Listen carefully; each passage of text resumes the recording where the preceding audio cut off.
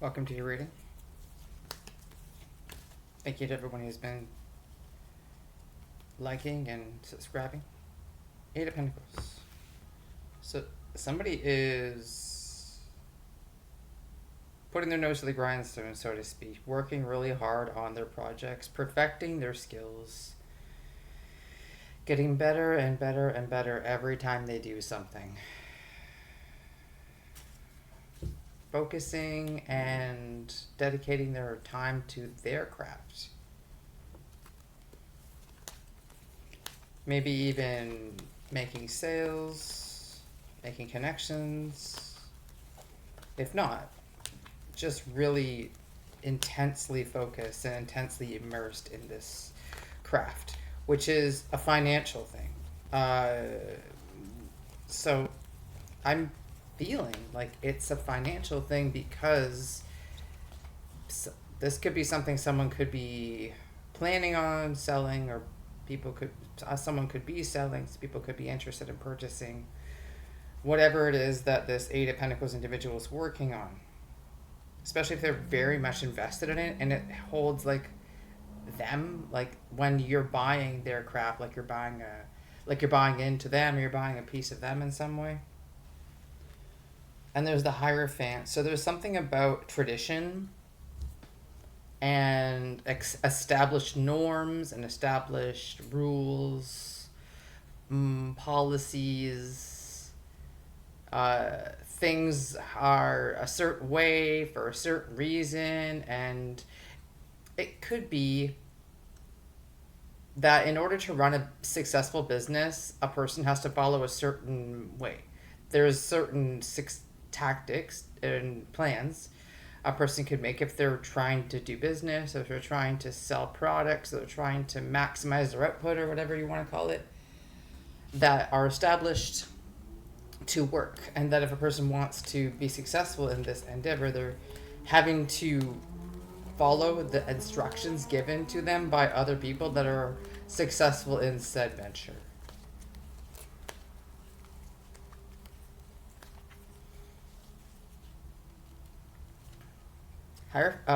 Tower in reverse. So I think that this person here is being smart because they're following instructions from people who have run businesses successfully, or sold products successfully, or done those sort of things successfully, and are willing to humble themselves and learn something from people who are professionals in that field. And it avoids a catastrophe where they may make an error, a crucial error, and then end up having to close up their business, or having to rescale so they don't get the output they want, or having to sort of suffer some kind of setback in the process.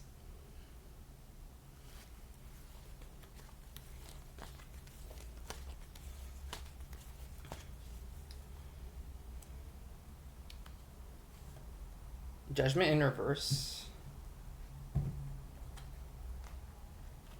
This feels like it's like a person avoids, by following the established protocol and following the established rules that they have seen be successful before. They're not falling victim to some kind of calamity, and they don't have to worry about having to sort of be raised up again. Like it's like something that a person can't come back from. It's like they're avoiding, say, a major financial issue, say something where they can't, I don't know how to say it any better, they can't come back from financially, or they can't come back from in a certain way.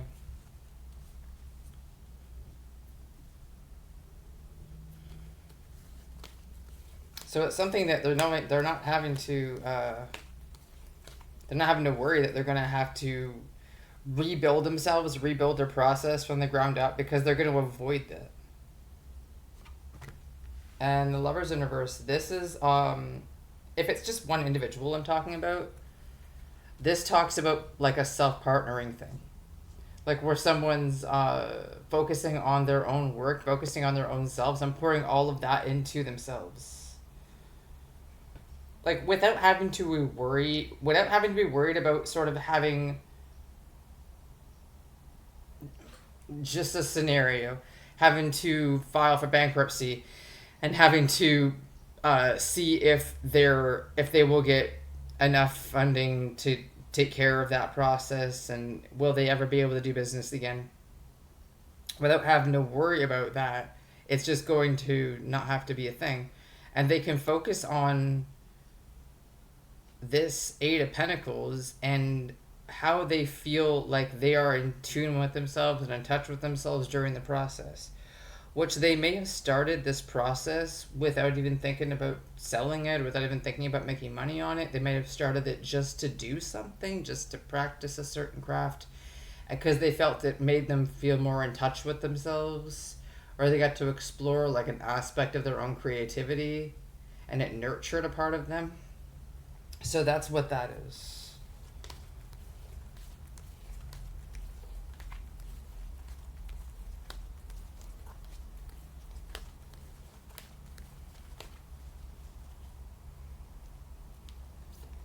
And then the Fool. The Fool card represents a new venture, a new spot, a person in something that they've never done before, or somewhere they've never been before.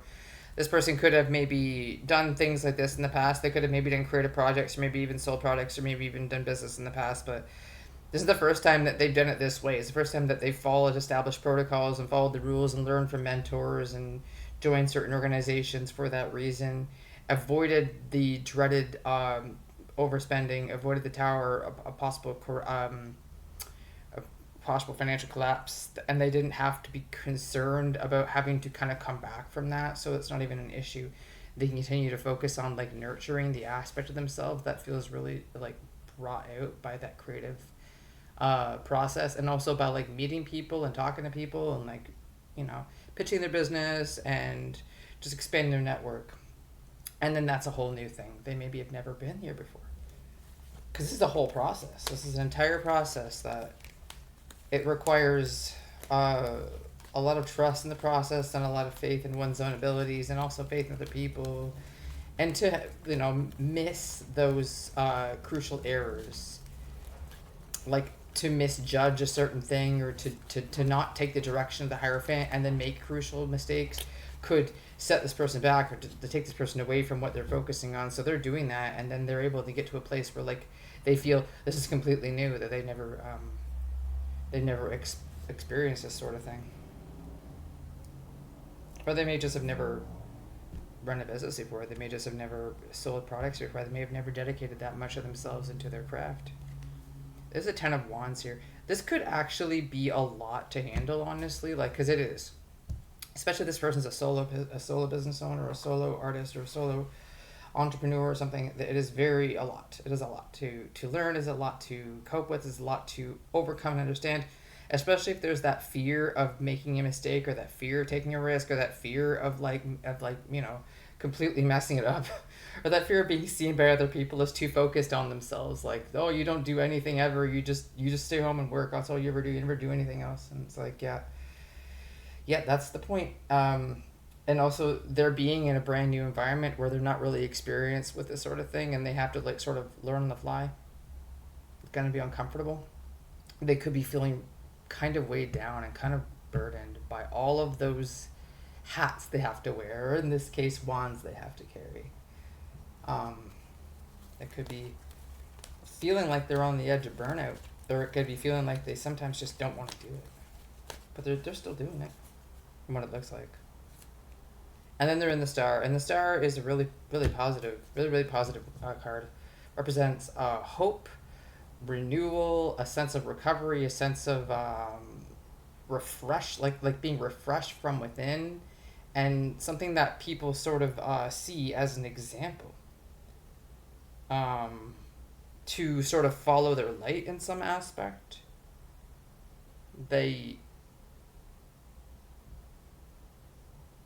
Because if they can get through that weight, or if they could just learn how to manage the weight of the Ten of Wands, as well as all this other stuff, they can feel like, okay, hopeful, positive. They can see the grand scheme of things. They can feel like um, recovering from that Ten of Wands heaviness into that Star, where they're like, okay, I can manage to carry this on my own. I can manage to do this without help.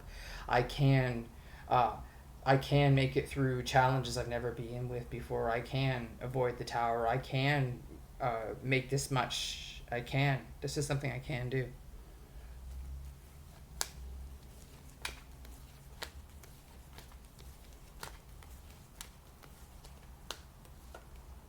And the Queen of Cups, yeah, and that feeling of I can, and that feeling of like self assurance. They could, and also like being seen by other people as some sort of something to look to, like an example or a guide to look to. They could be sort of seen in that way as having um, nurturing to offer. Because whatever this is that this person is creating, be it like they're writing a book or they're making art or they're publishing something, or I don't know, like I said, writing a book, publishing something, or they're doing something that puts their heart into it, and then it manifests pentacles off of it. It's something that may give guidance or may give a sense of reassurance for people, so they may be seen as someone who people can go to or people feel drawn to in that emotional way, and they may be seen and they may feel as if like it's part of their job or part of their work to like provide that sense of connection, provide that sense of nurture or understanding or empathy.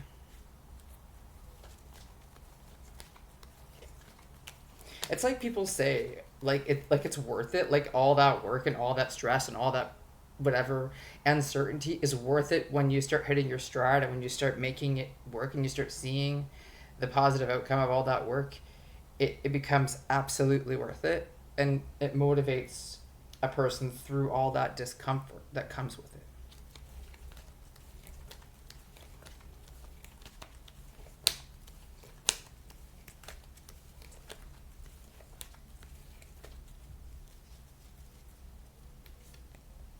Eight of Wands. This is very, very fast energy.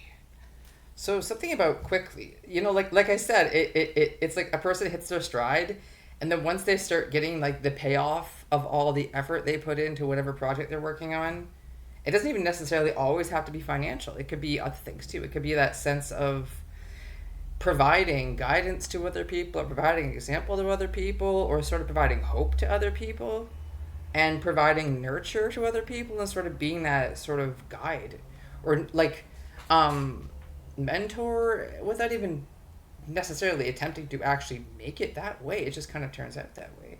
It can propel a person quickly down the direction they're going. It's like the person gets there after that Ten of Wands that they're carrying that's exhausting. They get their energy back from getting this emotional payoff and getting kind of like established, like, okay, I'm establishing myself, I'm getting my brand, I'm selling this, people see me this way, people are seeing that this is what this is, and I see myself this way. And then they sort of get this burst of energy that they could just take it really, really quickly and go in that direction. Which is, honestly, if a person's like in the Eight of Pentacles and they're like in a marathon of doing work, especially work that takes a lot of time and a lot of detail and a lot of intricate work, a person would need, and it's interesting because it's two eights, a person would need an Eight of Wands once in a while to push them through that Ten of Wands that comes with hour two of a 4-hour project.